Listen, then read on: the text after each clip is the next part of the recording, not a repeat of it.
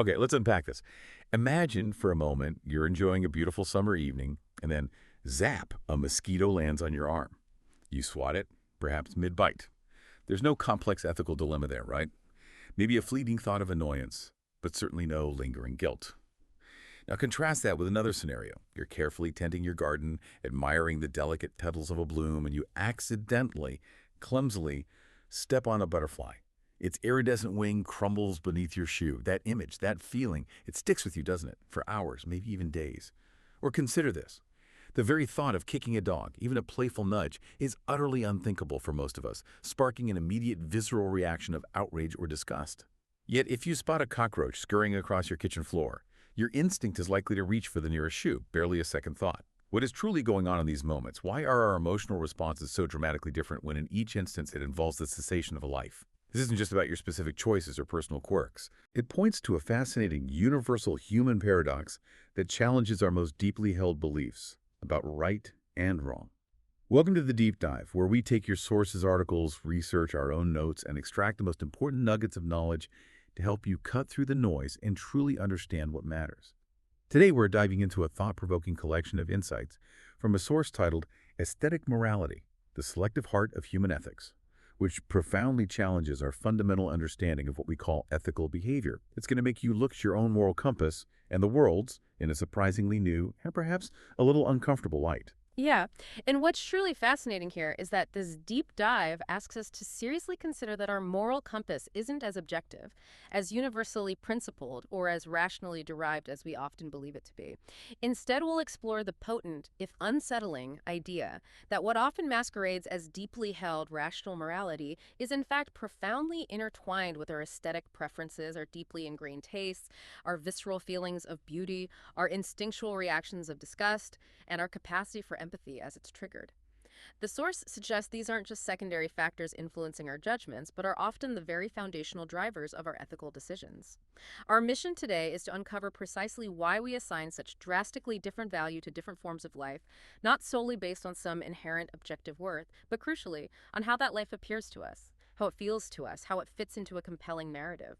We're going to explore what this selective valuing reveals about the very nature of human ethics, connecting these compelling ideas to centuries of philosophical thought and grounding them in real-world contemporary examples. Ultimately, we want to help you, our listener, see your own moral landscape and indeed the collective moral landscape of humanity through a more clear-eyed, critical, and perhaps a slightly more humble lens. It's a journey into the selective aesthetic heart of human compassion. So let's jump right into this curious case of selective care, really beginning to unpack this idea of aesthetic morality. I want to bring you back to those initial jarring examples we discussed. The mosquito versus the butterfly, the dog versus the cockroach. Think about your own gut reaction and what you observe in others. Why is that emotional response, that moral weight, so dramatically different in these seemingly similar scenarios? Why does one evoke revulsion or indifference, while the other stirs feelings of sorrow, guilt, or an immediate powerful impulse to protect? Our source puts it very bluntly but profoundly, stating, the value we assign to life is rarely about life itself. It is about aesthetics.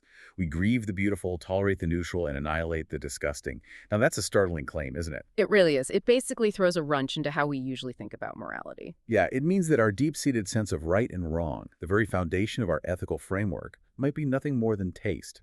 Not culinary taste, of course, but an emotional design, an aesthetic preference, dressed up as some higher, immutable ethical principle.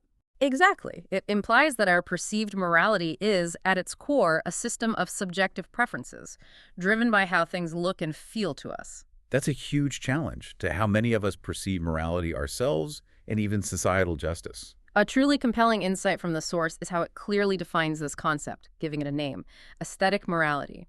It describes it as the selective, biased system of caring that emerges not from universal principles, but from the choreography of disgust, beauty, empathy, and narrative. Choreography. That's an interesting word choice. It suggests something less about logic and more about, well, performance or instinct. Precisely. It immediately suggests a complex, almost artistic dance of these primal human responses, orchestrating our moral judgments, often beneath the surface of our conscious thought. We don't necessarily choose these reactions. They arise from a deep, often unconscious interaction of these factors, much like a dance unfolding without explicit step-by-step instructions from a conscious mind.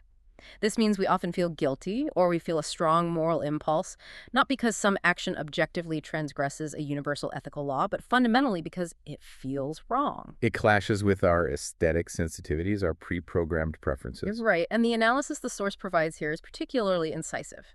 It suggests that if you strip away the aesthetics, if you remove the visual appeal, the narrative context, the feelings of disgust or beauty, our moral compass would, in its own words, spin wildly. Wow.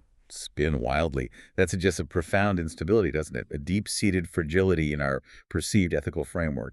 It really does. Consider what elements are being stripped away. The vivid image of suffering, the relatable backstory, the sense of an innocent victim, or the repulsive nature of a perpetrator.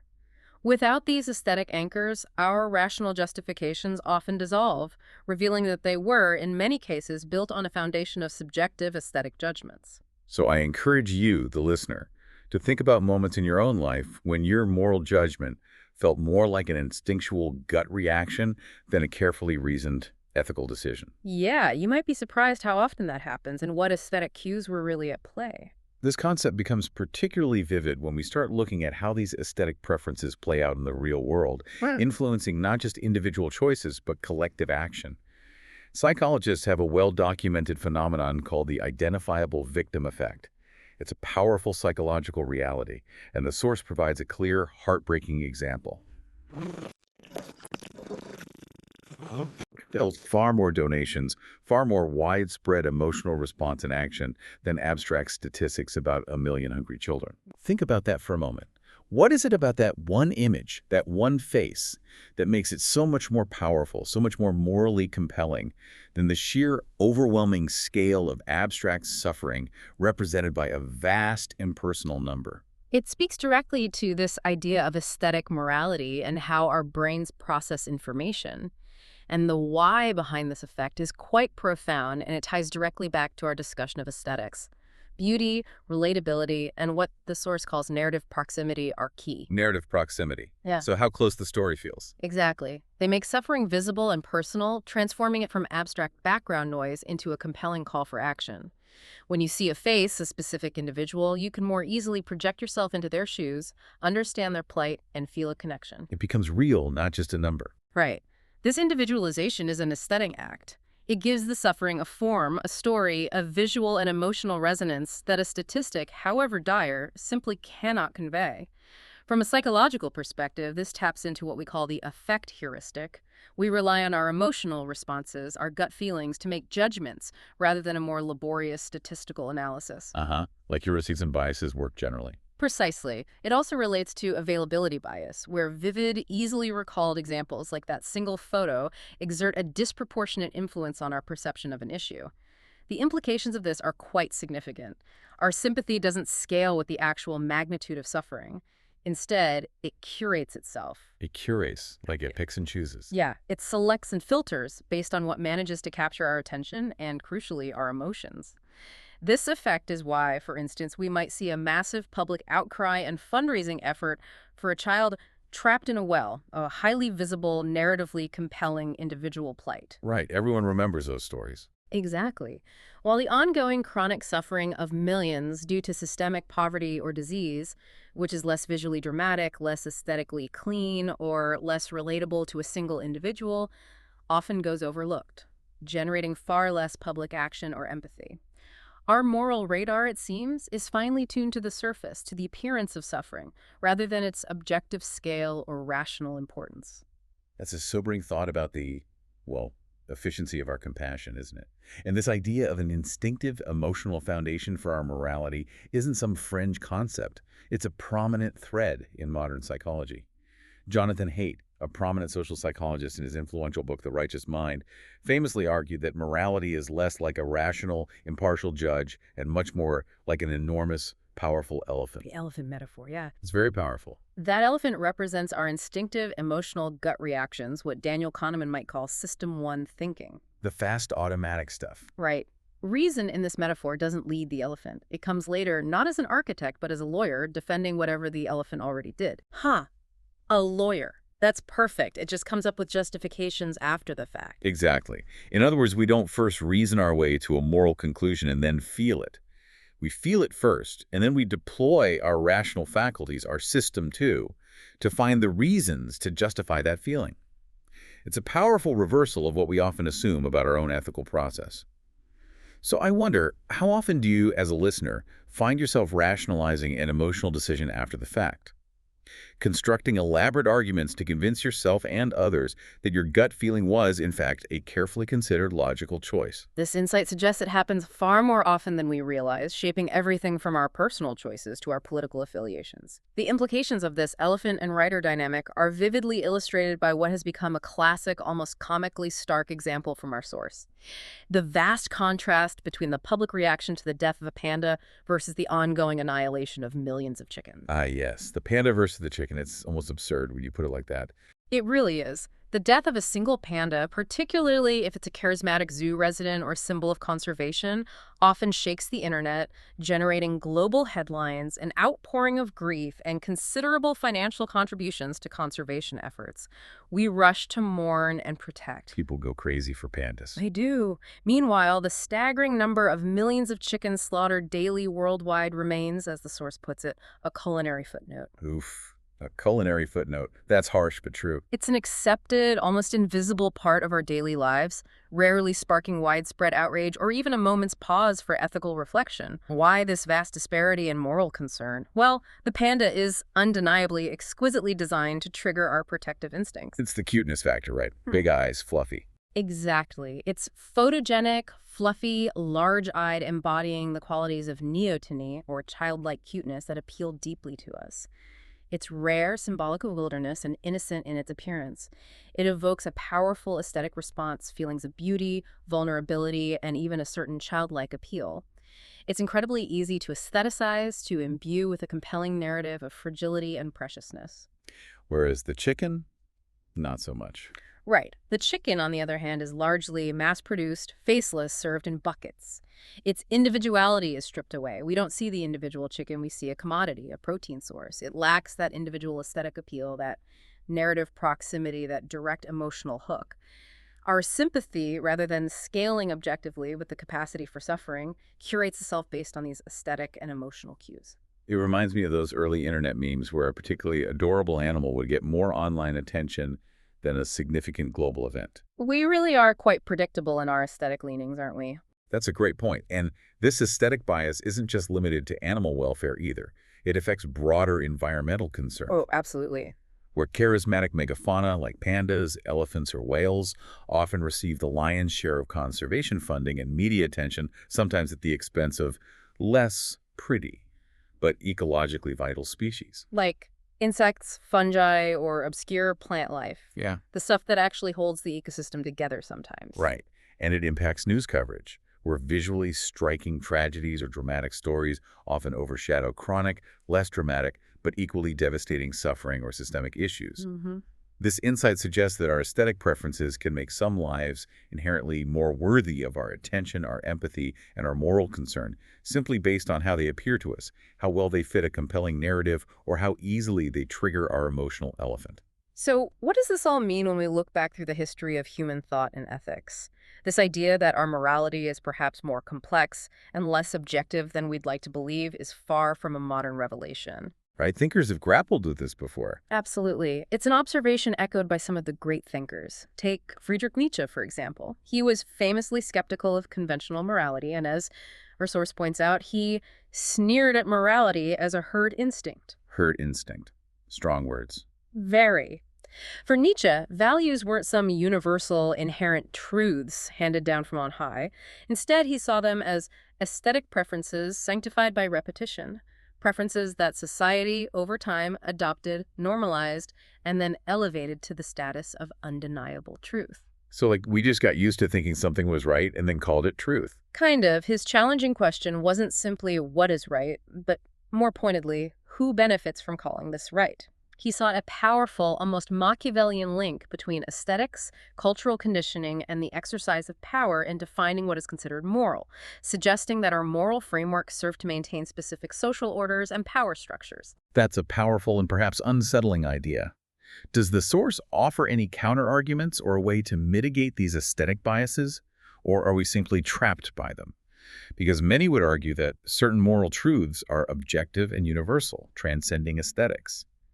How does this perspective address those deeply held convictions?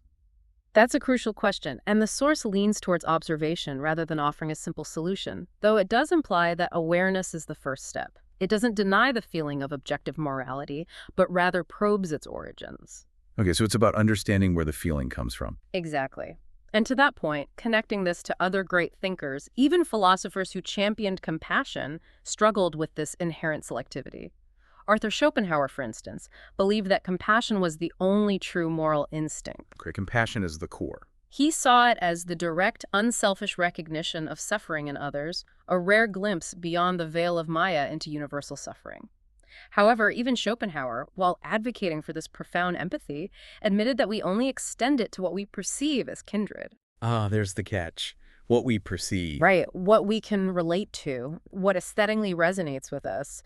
A dog, for instance, might easily evoke our compassion due to its expressiveness and dependency, but a mosquito, almost never, he implied. So even the philosopher of compassion couldn't escape the aesthetic filter. It seems not. This provides a clear historical example of how even a philosopher deeply committed to the idea of universal compassion couldn't escape the inherent, aesthetically driven selectivity of human empathy. It's a powerful testament to how deeply ingrained this aesthetic morality truly is within our psychological makeup, even at the highest echelons of philosophical thought. And this idea extends to how we connect through stories and narratives. Martha Nussbaum, a contemporary philosopher, speaks of what she calls narrative imagination. Narrative imagination, that's a great concept. This is our profound human ability to care about what we can vividly picture ourselves in, what we can relate to through a story. She argued that literature, by drawing us into other lives and experiences, actively expands our moral circles, making us more empathetic. It bridges the gap between the abstract and the felt. Makes sense. But note the striking irony, as our source highlights. A beautifully written, compelling novel about the suffering of a horse, with a well-developed character and emotional arc, can often stir far more compassion, more tears, more genuine moral outrage. Then statistics about real people dying somewhere. Exactly, than the silent death of thousands in an anonymous war. The latter is a statistic, a concept. The former is a narrative, an aesthetic experience. One is felt, the other is merely known, often intellectually detached. This connection between aesthetics and our moral responses is not just the domain of philosophers. It echoes strongly in the words of poets who intuitively grasp these deep human truths. Like Keats, beauty is truth. Precisely. Think of Keats, who famously wrote, "Beauty is truth, truth beauty," suggesting an inherent, almost spiritual link between aesthetic appeal and profound understanding. Or Oscar Wilde, who mused, "No object is so ugly that under certain conditions it will not look beautiful." Interesting. How does that connect? What these poets intuitively understood, and what our source powerfully argues, is that our morals often follow this same pattern. We excuse what we can romanticize. Ah, okay. If we can make it seem beautiful or noble, we forgive it more easily. Exactly. We are more inclined to find justification, to extend mercy, or to overlook flaws in that which we find aesthetically pleasing, compelling, or narratively rich. We create a beautiful narrative, and our moral judgment follows suit. The conclusion here from the source is quite stark and deeply insightful. The history of human ethics is less about objective rightness and more about which lives we were able to aestheticize. Wow. So our moral progress isn't necessarily about finding truth, but about expanding what we find beautiful or relatable. That's the implication. It suggests that our moral progress, rather than being a linear march toward universal truth, has been a more meandering path, profoundly influenced by our capacity to find beauty, create sympathetic narratives, or overcome disgust for different groups, species, or situations. It implies that ethics are, to a surprising degree, a product of our cultural and individual aesthetic lenses, shifting and evolving as our collective tastes and narratives change. This uncomfortable connection between aesthetics and historical ethics really sets the stage for the raw, often contradictory truths we as a society often prefer to avoid acknowledging. And that leads us directly into the uncomfortable truths of our moral marketplace, the ugly realities we as humans often avoid confronting head-on. The source challenges us with some stark, almost infuriating contradictions that are deeply embedded in our collective behavior. Think about it. We build sanctuaries for endangered animals, Pouring resources and passion into them. often because they're majestic or cute, but simultaneously run slaughterhouses with terrifying factory precision, processing billions of lives with detached efficiency. The contrast is jarring. Or consider this. We weep over our beloved pets, lavishing them with care and grief, perhaps even celebrating their birthdays. We definitely do that. But ignore stray dogs starving in the same streets, often just blocks away, because they lack the aesthetic of being ours or clean. And then there's the ultimate moral paradox, perhaps the most profound and globally impactful of all. We speak of ahimsa and nonviolence, ancient ethical principles revered across cultures and religions. Core tenets for many. But bless the killing of enemies under the banner of war or religion. We wrap conflict in the aesthetic clothing of patriotism, divine will, national security, or righteous retribution, transforming it from violence into a necessary evil or even a heroic act. The flag, the anthem, the sacred text, these aesthetic and narrative elements serve to sanitize, even glorify, acts that would otherwise be condemned as abhorrent. These aren't just minor inconsistencies. They are glaring foundational hypocrisies in our moral framework, driven by this selective, aesthetically informed compassion, where the visual and narrative presentation trumps the inherent suffering. The source doesn't pull any punches in its analysis of this system. It offers a blunt, almost brutal assessment. It is not a rational system. It is not consistent. It is not noble. Ouch. It is, in fact, embarrassingly human. This statement is critical. It forces us to strip away the pretense of a perfectly logical, universally applicable moral code that we often project onto ourselves. So what are we left with then? What we're left with is a system of selective empathy, a marketplace of emotions. A marketplace of emotions. I like that metaphor. It's very vivid. It is. It paints a picture of how we distribute our moral concern. In this marketplace, we actively invest care where it feels rewarding, where the subject is aesthetically pleasing, relatable, narratively compelling, or simply makes us feel good about ourselves. Conversely, we quickly withdraw it where it feels uncomfortable, inconvenient, or ugly. And this isn't always conscious, right? It's more like an automatic reaction. Exactly. This isn't necessarily a conscious, malicious choice, but an unconscious, almost automatic transaction driven by our aesthetic and emotional wiring, a kind of emotional economy. To revisit our initial examples, the mosquito in this framework is guilty not of sin, but of aesthetics. Guilty of aesthetics, because it's annoying and ugly. Pretty much. It is irritating, blood-sucking, often invisible until it's a nuisance. It has no compelling aesthetic qualities, no narrative to endear it to us. It evokes disgust and irritation, not empathy. It's an aesthetically poor investment. The butterfly. The butterfly, however, earns its reprieve by being fragile, luminous, symbolic. It possesses beauty, grace, and represents transformation qualities that trigger our sense of wonder and protection. It's aesthetically pleasing, visually captivating, and therefore morally privileged in our eyes. This framework invites you, our listener, to think about other creatures, other situations in your own life where a similar, perhaps unconscious aesthetic judgment might be at play, influencing your moral stance. Yeah, are there particular foods you won't eat, or groups of people you feel more or less compassion for, based on a subtle, perhaps unacknowledged aesthetic coding? It's worth considering. And this isn't just about individual choices. These patterns ripple out into broader societal implications, shaping our collective conscience and public policy. This aesthetic morality explains why we, as a society, often rush to defend certain innocent victims, those who are aesthetically compelling, whose stories are easily packaged for media consumption, often fitting a specific archetype of innocence and vulnerability. The ones that make good headlines. Right. While ignoring faceless masses whose suffering is statistically significant but visually bland, narratively distant, or simply less pretty to look at. Think about how much more outrage a natural disaster hitting a beautiful, tourist-friendly location might generate compared to a famine or chronic conflict in a remote, less photogenic region. Even if the latter impacts millions more, the news cycle itself is often an aesthetic marketplace. It also clarifies the irony of why we might cheer vehemently for fictional animals in films, pouring out our emotions for animated characters like Simba or Bambi, Oh yeah, the Disney effect. while eating real ones for dinner, without a second thought, because the real ones lack the narrative and aesthetic appeal of their cinematic counterparts. The cooked chicken on our plate bears no resemblance to the proud animated rooster on screen. It's completely detached. And perhaps most powerfully, it sheds light on why we can tolerate and even celebrate atrocities when wrapped in patriotic or religious aesthetics, When they are framed by national pride, sacred duty, or a sense of righteous vengeance. versus protesting trivial injustices when they look offensive. The visual and narrative framing, the aesthetic dressing, fundamentally alters our moral response, turning a blind eye to suffering when it serves a beautiful cause, or condemning minor infractions when they offend our sensibilities. These examples reveal the deeply ingrained, often unconscious nature of aesthetic morality, showing how powerfully it shapes our individual and collective conscience, determining where our empathy flows and where it is withheld. So if morality isn't some absolute, objective, universally applicable law, if it's not a perfectly rational system, what is it? Our source offers a truly powerful and resonant metaphor.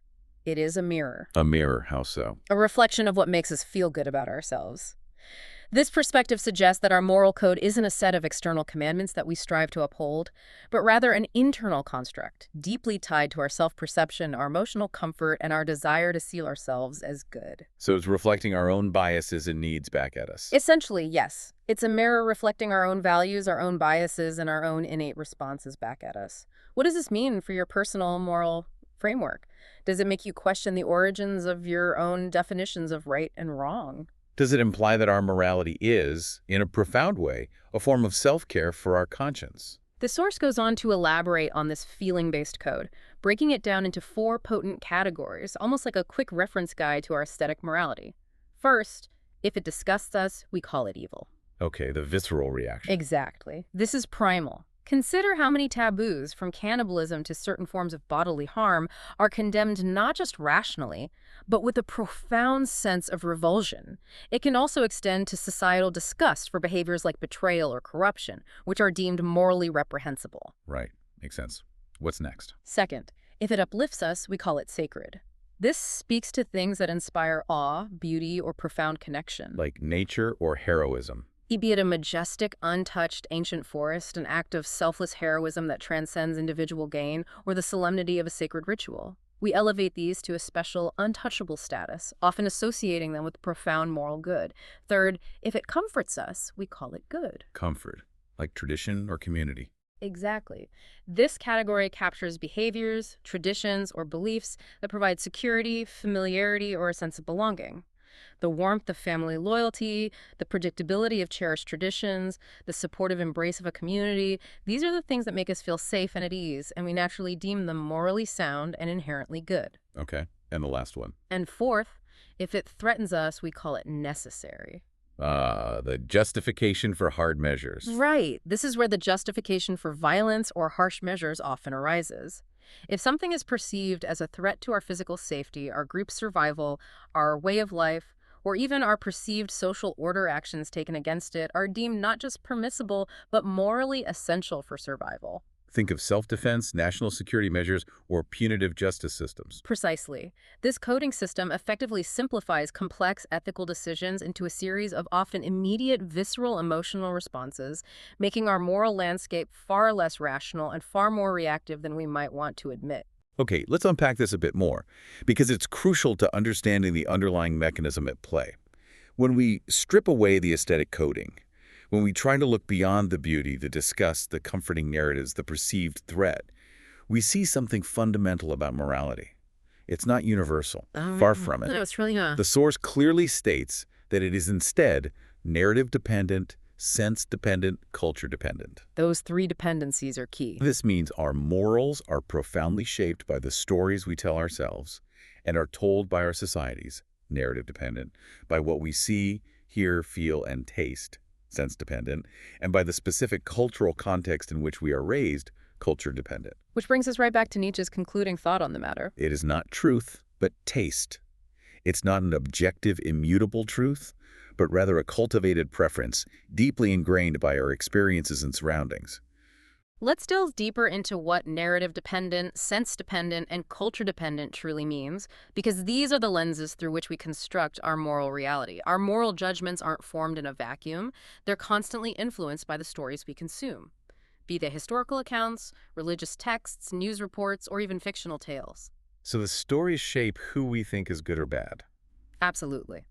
These narratives frame events, assign roles of hero and villain, and dictate who is worthy of empathy and who is not. For example, a prevailing narrative that demonizes a particular group, painting them as inherently threatening or ugly, can numb our moral compass to their suffering, making us feel it is deserved or inconsequential. But the opposite can happen too, right? A good story can build empathy. Exactly. Conversely, a narrative that humanizes an other, perhaps through a powerful film or a personal account, can dramatically expand our circle of concern, making us feel compelled to act. Then there's the sense-dependent aspect. Our sensory experiences directly feed into our aesthetic judgments. What we see, hear, smell. Right. What we see, a beautiful face, a pristine landscape, or conversely, a disturbing image of squalor. What we hear, a melodious sound, or a grating, unpleasant noise. What we feel, comfort versus pain, even what we smell or taste pleasant versus repulsive, all contribute to our immediate, often unconscious moral coding. Like judging a book by its cover, but for morality. In a way, yes. A clean, orderly environment, for instance, might be aestheticized as good or moral, leading us to make positive judgments about its inhabitants. Conversely, a messy or unpleasant one might be coded as bad or even evil, leading to negative judgments about the people associated with it, regardless of their actual moral character. That's a bit uncomfortable. It is. And finally, and perhaps most broadly, our morality is culture dependent. What is beautiful, sacred, or disgusting varies widely across societies. Oh yeah, that's obvious when you travel or study different cultures. For instance, certain animal species are revered and protected in some cultures, while considered food or pests in others. Consider how certain body modifications are celebrated in one culture and deemed repulsive in another, leading to vastly different moral judgments about individuals. This cultural aestheticization directly leads to varied moral judgments and ethical practices, demonstrating that our moral compass, rather than pointing to a universal north, is often calibrated by the specific coordinates of our upbringing, environment, and inherited customs. It's through this multi-layered lens that we can begin to understand how these aesthetic codings operate, not as absolute laws, but as deeply ingrained systems of preference. This raises an important question for you, our listener, and it's a critical clarification from the source. This deep dive is not a call to abandon morality. Right. It's not saying anything goes. Not at all. It's not suggesting that ethics are meaningless or that we should descend into moral relativism where nothing truly matters. Instead, it's a call to see it clearly. It's an invitation to understand the origins and mechanisms of our moral impulses, to recognize the profound distinction between simply abandoning ethical principles and gaining a clear, incisive understanding of their often unconscious origins and inherent biases. So it's about awareness, not apathy. Exactly. It's about becoming more aware of why we care, not just if we care, and equipping ourselves with that knowledge to potentially make more informed and expansive ethical choices. This is where it gets particularly compelling for your own life, moving this from an academic discussion to a very personal reflection. The source encourages you directly. The next time you mourn one death and ignore another, notice what is operating in you. Don't just brush it off. Pay attention. Right. Don't just dismiss it as a natural, unthinking response. Actively observe that internal process with curiosity, almost like a scientific experiment on yourself. What specific aesthetic qualities are you reacting to in the life you mourn? What narrative, what sense of connection, what visual appeal is drawing your empathy? Is it fragility, cuteness, a relatable story? And conversely, what is absent in the life you ignore? What aesthetic cues are missing? It pushes you to ask some hard questions. It does. This perspective asks you to probe deeper, to question those ingrained responses, and to challenge the automaticity of your moral judgments. It challenges you to ask, why are some lives easier to aestheticize than others? Why does your empathy feel so suspiciously like preference? That's a powerful phrasing. Suspiciously like preference. It is. And this isn't about shaming. It's about genuine self-awareness. It's about recognizing the often unconscious filters through which you perceive and value the world around you, demanding a level of introspection that can be both uncomfortable and incredibly enlightening, pushing you to expand your moral imagination. And this leads to the source's profound concluding observation, bringing all these threads together into a powerful image. Because perhaps what we call humanity is not a shining moral code, meticulously crafted and universally applied, but rather a patchwork quilt stitched together by impressions, fears, beauty, disgust, and inherited comforts. That metaphor, the patchwork quilt, it really synthesizes the deep dive's main takeaway. Our shared human morality isn't a monolithic, unchanging edifice. It's a vibrant, sometimes messy, sometimes contradictory collection of individual and cultural biases, emotional responses, and deeply personal preferences. It's a testament to our subjective experience. So, in essence, we don't care because it's right in some abstract objective sense that transcends all experience. We care fundamentally because it feels right. It resonates. It clicks with us aesthetically or emotionally. Exactly. It resonates with our aesthetic sensibilities, our emotional programming, our narrative frameworks, and maybe, just maybe, that recognition, that candid acceptance of our inherently feeling driven, aesthetically influenced moral nature is the most human thing of all. It's not a judgment, maybe, but an observation of who we truly are. A call for a more honest understanding of our ethical foundations. So, what does this all mean for you? We've taken a deep dive into aesthetic morality, the selective heart of human ethics, exploring how our moral compass is often swayed by beauty, disgust, and our emotional responses rather than purely rational, objective thought, From the powerful identifiable victim effect and its psychological underpinnings. to the philosophical insights of thinkers like Nietzsche and Nussbaum, and the stark contradictions in our own behavior. It's clear that our ethics are deeply personal, visually driven, and profoundly influenced by our feelings and the narratives we construct. It's an embarrassingly human system, as our source says, but one that holds up a powerful mirror to who we are, individually and collectively. If we connect this to the bigger picture, knowing that our morality is so deeply tied to aesthetics, to how things feel or appear to us, does that make us more responsible? Responsible for what, exactly? Yeah. Responsible for deliberately seeking out the unseen, the unaestheticized, the uncomfortable truths. Does it mean we have a greater obligation to actively challenge our inherent biases and extend our empathy beyond what naturally appeals to us, to consciously broaden our moral quilt? Or is there another way to look at it? Or does it simply reinforce the idea that we are, at our core, creatures driven by taste and emotion, and perhaps accepting that fundamental truth about ourselves is okay as long as we are aware of it? Hmm. That's a really provocative thought to end on. Awareness versus active counterprogramming, almost. It leaves us with a compelling question about the future of our empathy and the conscious choices we make. Thank you for joining us on this deep dive into the selective heart of human ethics. We hope this has given you plenty to think about, to observe in yourself, and to question in the world around you. Until next time, keep exploring, keep questioning, and keep deep diving into the fascinating complexities of being human.